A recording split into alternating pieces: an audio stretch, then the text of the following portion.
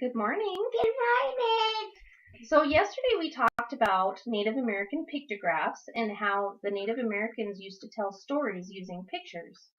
Well, today we're going to read a story. Ooh. This story is called The Gift of the Sacred Dog by Paul Goebel. So what's this, Hannah? Title? That's correct. That's the title. And by Paul Goebel. Who's Paul Goebel? What does he do? He's the author and sometimes the same people do the pictures. That's right. And what are the pictures? What do they call the person that does the pictures? An illustrator. Very good, Hannah. So Paul Goebel is not only our author, he's also our illustrator of this book. So again, the book is called The Gift of the Sacred Dog by Paul Goebel. Okay? So what do you think that just by looking at this picture, what do you think this might be about? Maybe an Indian and a horse. An Indian and a horse? Good. Could be about an Indian and a horse. What do you think a sacred dog is? I think it might be like a dog. A dog? Could be a dog. Did you know in the 16th century, this was a long, long time ago, the Spaniards came to America and they brought over horses. Now the Indians used to use pack dogs to pack their hunting gear and their things from camp to camp. So they never have seen a horse. They didn't see a horse until the Spaniards brought them over in the 16th century.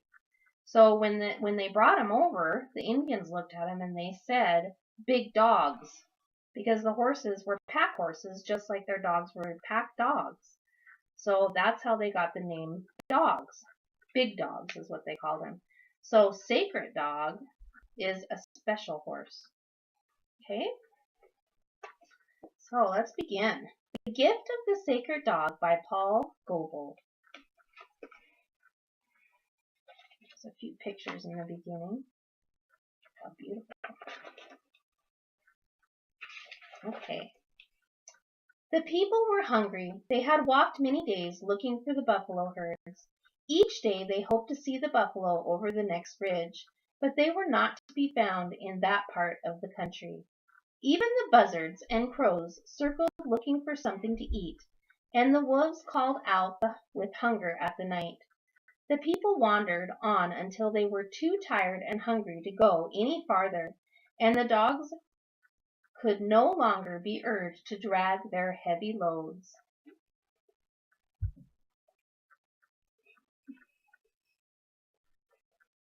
Make sure our friends can see. The wise men said that they must dance to bring back the relatives the buffalo. Every man who had dreamed of the buffalo joined in the dance. The buffalo would surely know the people needed them.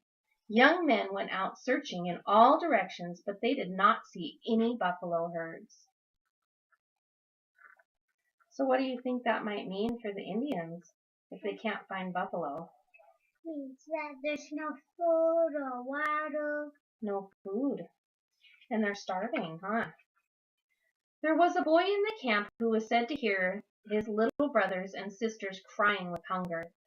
He saw his mother and father eat nothing so that the children could have what little food there was. He told his parents, "I am sad to see everyone suffering. The dogs are hungry too.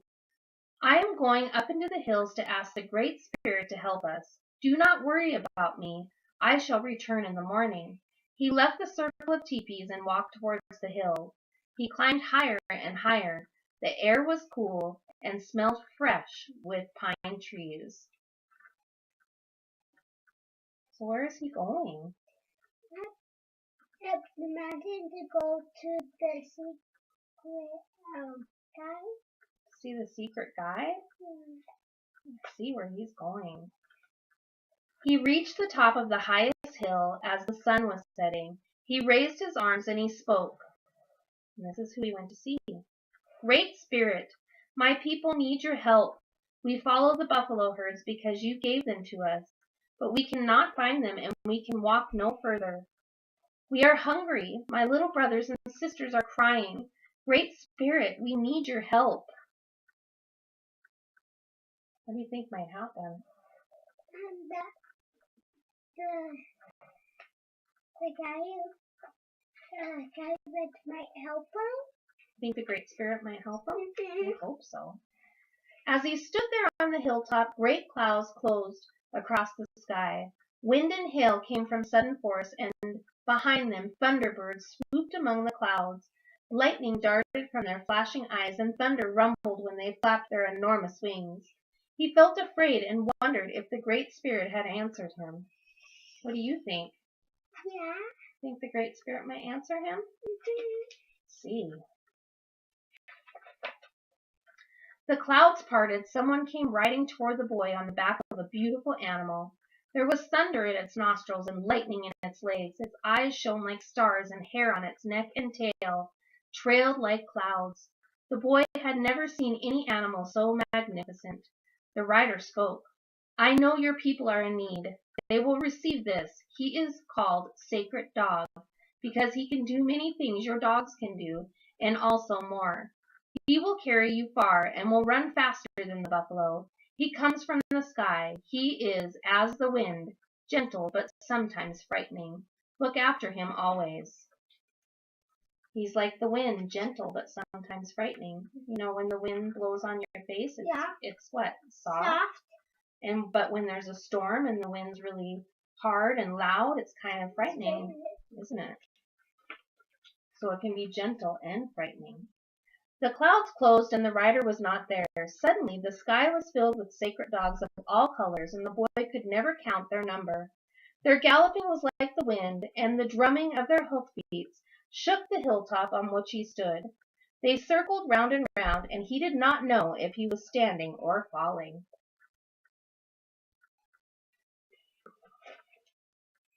That'd be kind of scary.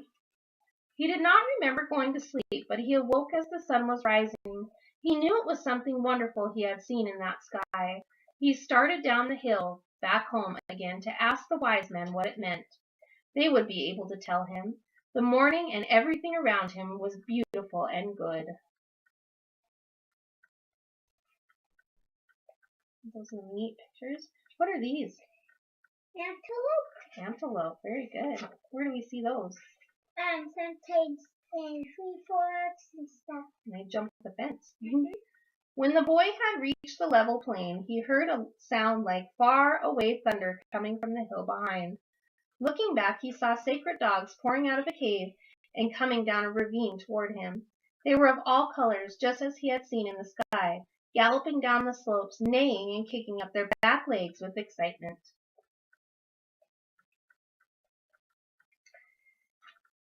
Look at all those sacred dogs.